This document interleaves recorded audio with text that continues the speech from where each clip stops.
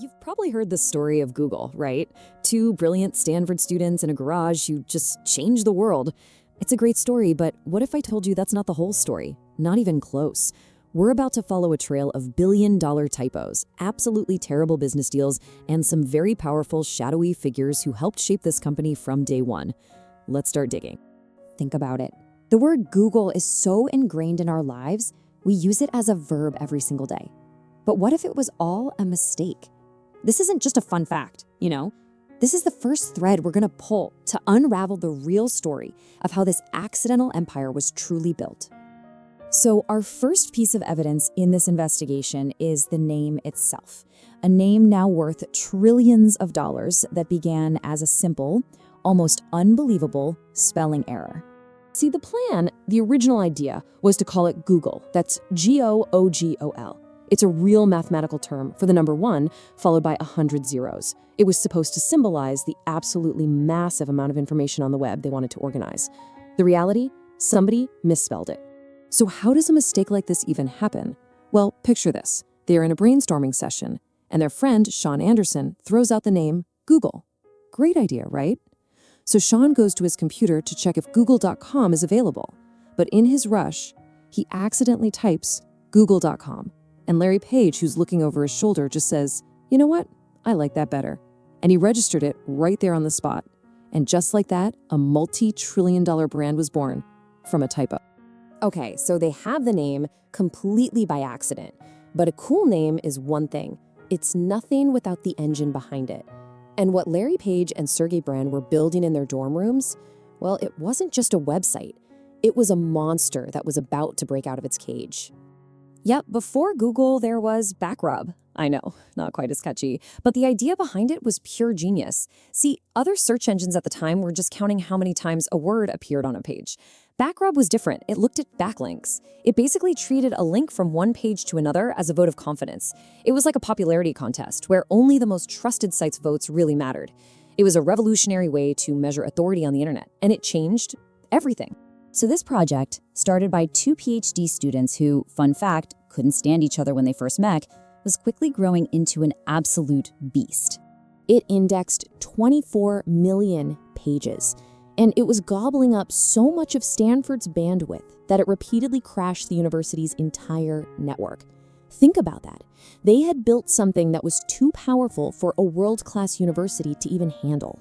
So basically, kicked out of their dorms, they ended up in the most legendary setting in all of Silicon Valley history, a garage.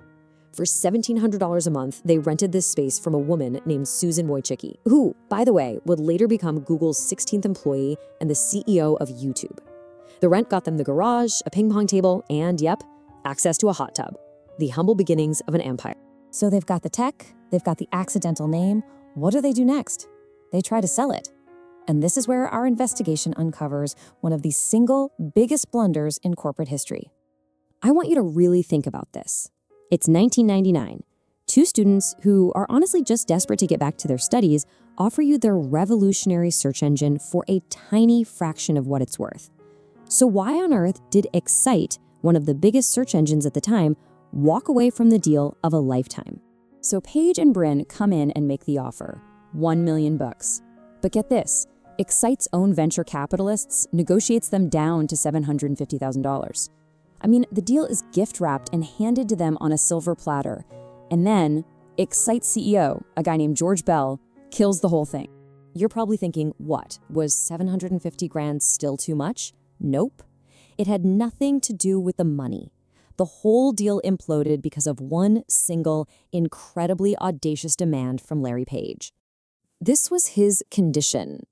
You gotta appreciate the nerve here.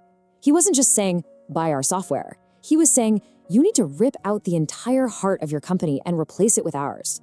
For a major player like Excite, this wasn't an acquisition, it was an unconditional surrender. George Bell just couldn't do it. He called it a huge cultural risk for his engineering team.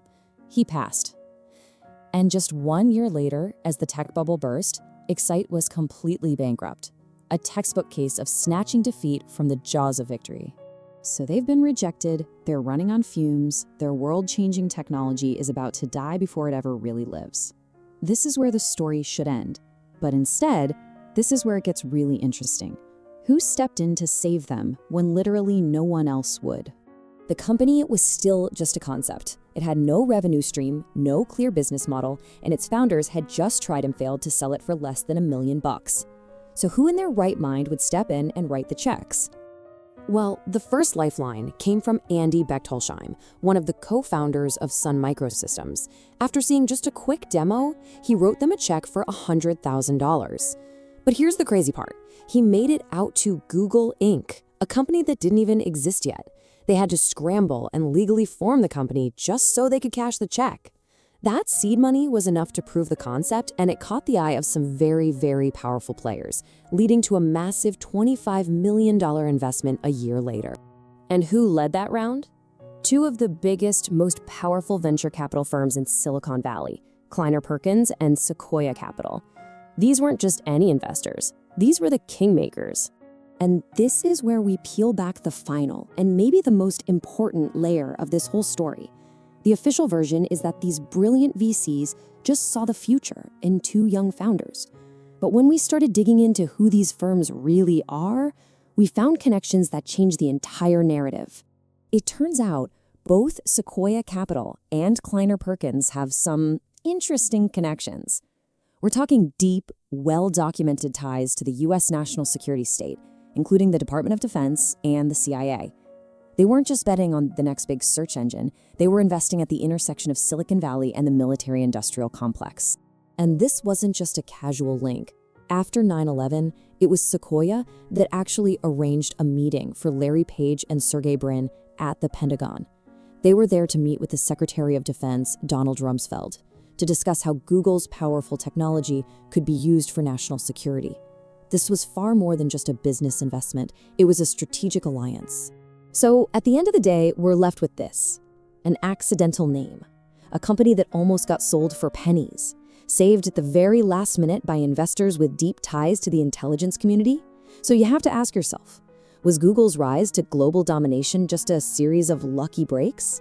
Or was this accidental empire part of a much bigger plan, right from the very beginning? You've seen the evidence, now you decide.